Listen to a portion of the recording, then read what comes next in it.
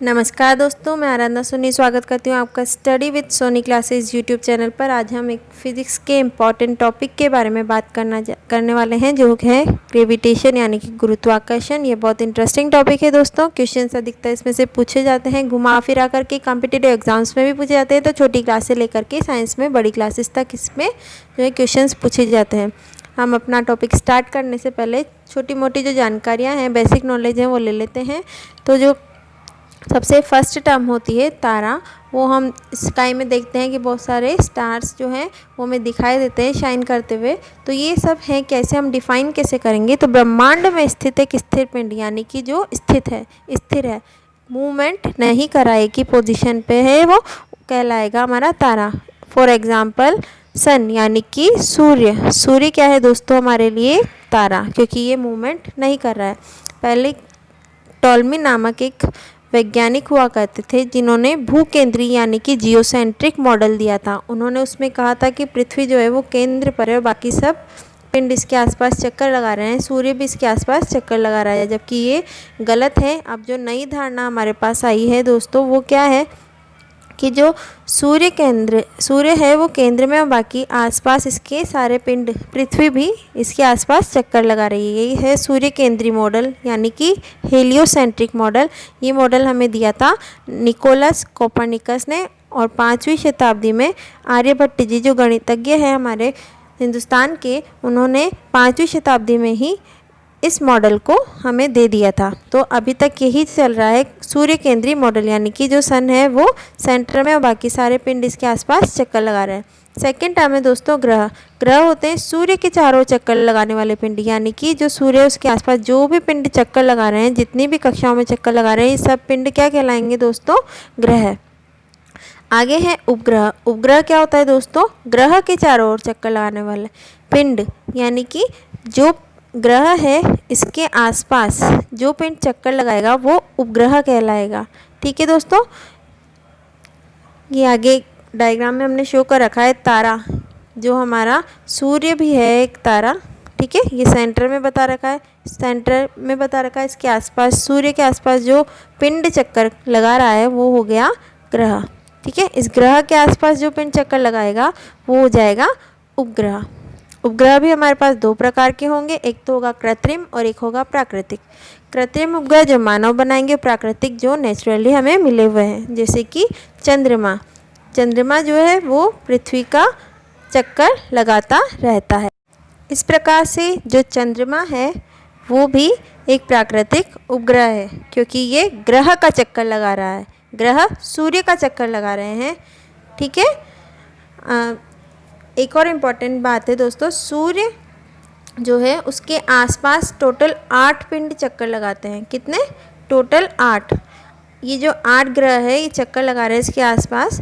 इनमें से जो सबसे पास वाला, जो सबसे नज़दीक वाला ग्रह है वो तो है बुध, और जो सबसे दूर वाला ग्रह है वो है इसका नेपच्यून। सबसे दूर कक्षा में चक्कर लगा रहा है नेपच्यून। ठीक है, और जो पृथ्वी है हमारी वो तीसरी कक्षा में पृथ्वी चक्कर लगा रही है। जो तीसरे नंबर पर आती है वो है पृथ्वी। ठीक है दोस्तों, आगे बढ़ते हैं। अब हम अपने जो मेन टॉपिक है उस पर आते हैं, गुरुत्वाकर्षण होता क्या है। तो जो हिस्ट्री में हमने इतिहास में जो कहानियाँ पढ़ी है वो तो यही है कि न्यूटन जी एक पेड़ के नीचे बैठे थे, एप्पल का वो पेड़ था, वहाँ से एक सेब आकर के गिरता है इनके सिर पर, और जब से ये सोचना शुरू कर देते हैं कि एप्पल नीचे आकर के क्यों गिरा। तो न्यूटन साहब ने सोचा कि हो सकता था कि ये एप्पल जो है वो नीचे ना गिर करके ऊपर हवा में ही लटका रह जाए। ठीक है, या फिर ऊपर स्काई में उड़ जाए। ये नीचे ही क्यों आता है, धरती पर ही क्यों गिरता है आकर के। अगर हम कोई भी एक बॉल ऊपर उछकाते हैं तो वो नीचे क्यों आती है। ठीक है, वो रिटर्न होकर के नीचे गिर गया। जितना भी हम इतने फोर्स से ऊपर फेंकने की कोशिश करें, ये फिर से नीचे आकर के गिरती है। तो इन्होंने स्टडी स्टार्ट करी ये लेकर के कि हर चीज़ जो है वो पृथ्वी पर आकर के क्यों गिर रही है, क्या पृथ्वी से अपनी ओर खींचने के लिए एक चुंबक की तरह काम कर रही है। तो इन्होंने स्टडी स्टार्ट करी और जो ये फाइनल डिसीजन पे पहुँचे वो कुछ इस प्रकार था कि न्यूटन ने एक बल की कल्पना की। क्या करी? एक बल की कल्पना करी। ये बल दो द्रव्य कण यानी कि जिनमें द्रव्यमान है ऐसे कणों के मध्य लगता है और ये दोनों कण एक दूसरे को अपनी ओर आकर्षित करते हैं। यही जो आकर्षण हो रहा है, जिससे दोनों जो मास है या द्रव्यमान वाले कण हैं एक दूसरे को अपनी ओर खींच रहे हैं, ये जो आकर्षण है यही गुरुत्वाकर्षण बल कहलाता है दोस्तों। ठीक है, ये इन्होंने डिफाइन दी कि दो कण एक दूसरे को अपनी ओर खींच रहे हैं। जितने भी हैं ब्रह्मांड में, जितने भी दो कण हैं, पिंड हैं, ग्रह हैं, छोटे से लेकर बड़े तक, वो अपने एक दूसरे को अपनी ओर खींच रहे हैं। उन सब के बीच में एक गुरुत्वाकर्षण बल लगता है। ये तो होगी इसकी डेफिनेशन। पर अब हम इसे अब न्यूमेरिकल्स में जब इसे यूज़ करेंगे तो हम क्या फॉर्मूला लेकर आए इसके लिए। तो फॉर्मूले के लिए भी उन्होंने दिया कि यदि दो वस्तुएं हैं, वस्तु एक और वस्तु दो, वस्तु एक जो है उसका मास है m1 और वस्तु दो जिसका मास है m2, इन दोनों के बीच की जो दूरी है वो है r। तो जो बल लग रहा है इन दोनों के मध्य, जो आकर्षण बल लगेगा वो इन दोनों के द्रव्यमान के गुणनफल के बराबर होगा। ठीक है, समानुपाती होगा और साथ ही साथ वो इन दोनों के मध्य की जो दूरी है उसके वर्ग के व्युत्क्रमानुपाती होगा। ठीक है दोस्तों, जब इन दोनों समानुपाती चिन्ह को हम हटाएंगे तो दोनों इक्वेशन से मिलकर के तीसरी इक्वेशन बनेगी कि F is proportional to m1 into m2 upon r square. अब हम जानते हैं कि गणित में अगर हमें किसी भी प्रोपोर्शनलिटी साइन को हटाना है और इक्वलिटी साइन लगाना है तो हमें एक कांस्टेंट टर्म लगानी पड़ेगी। ठीक है, तो जब हम कांस्टेंट टर्म लगाते हैं तो हमारे पास जो फाइनल फॉर्मूला आता है गुरुत्वाकर्षण बल का, ग्रेविटेशनल फोर्स का, वो कुछ इस प्रकार से आता है। F equals to G m1 m2 upon r square. यहाँ पर जी एक कांस्टेंट टर्म है, इसके बारे में हम अब आगे पढ़ेंगे। यहाँ तक जो फॉर्मूला है उसे रट लीजिए क्योंकि न्यूमेरिकल्स में ये हमें डायरेक्ट यूज़ करना है। हमें वैल्यूज़ दे दी जाएगी जो हम पुट करेंगे और फाइनल वैल्यू निकालेंगे। ठीक है, और इसका जो मात्रक होगा वो न्यूटन होगा। यहाँ पर जो हमने जी यूज़ किया था वो होता है दोस्तों सार्वत्रिक नियतांक यानी यूनिवर्सल कांस्टेंट। इसकी जो वैल्यू है वो कैडविन नामक एक वैज्ञानिक ने निकाली थी, वो 6.67 इंटू 10⁻⁻11 आई। और इसका जो ये मात्रक निकला है वो कैसे निकला दोस्तों, क्योंकि F is equal to G m1 m2 upon r square था, वहाँ से जी की वैल्यू निकलेगी F into r square upon m1 गुणा m2। ठीक है, F का मात्रक होता है न्यूटन, मीटर स्क्वायर का r स्क्वायर का मात्रक होगा मीटर स्क्वायर और m1 गुणा m2 का मात्रक होगा किलोग्राम स्क्वायर। ठीक है दोस्तों, यहाँ से ये वैल्यू आ गई। ये यूनिवर्सल है यानी कि हर एक जगह पर इसकी वैल्यू यही रहेगी, चाहे कुछ भी ताप हो चाहे कुछ भी दाब हो, कभी भी इसकी वैल्यू चेंज नहीं होगी। ठीक है, ये हमें याद करनी है। आगे हम देखते हैं दोस्तों कि जो ये बल लग रहा है इन दोनों वस्तुओं के बीच, वस्तु एक और वस्तु दो जिनके मास अलग अलग है, उनके बीच जो ये बल लग रहा है ये आकर्षण बल है। वस्तु एक वस्तु दो को F21 बल से अपनी ओर खींच रही है। इसी प्रकार वस्तु दो वस्तु एक को F12 बल से अपनी ओर खींच रही है।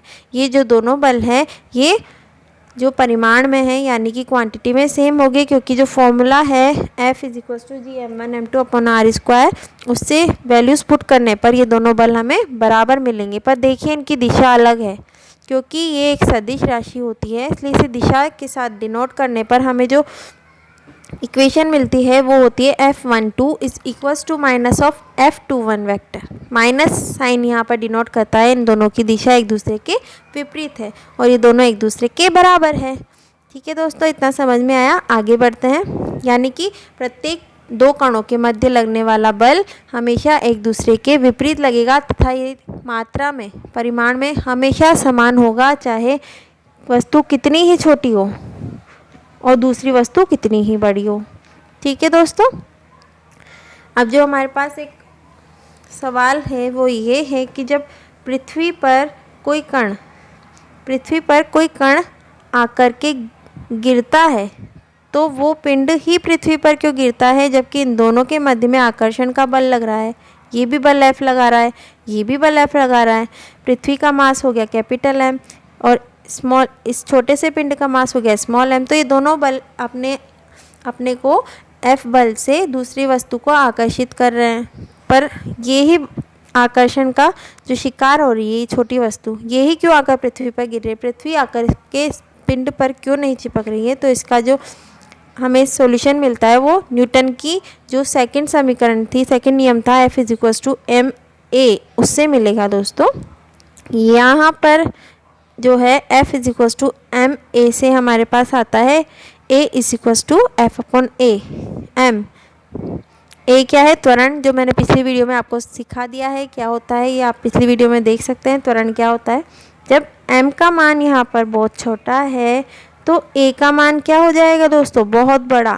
ठीक है, इसका मतलब इसका एक्सेलरेशन बहुत ज़्यादा है, बहुत जल्दी गति से ये, बहुत अच्छी गति से ये वेग से जो है पृथ्वी की तरफ आकर के गिरेगी। जबकि क्या होता है दोस्तों, जो पृथ्वी का मास है वो है बहुत बड़ा, किसकी अपेक्षा में, इस कण की अपेक्षा में।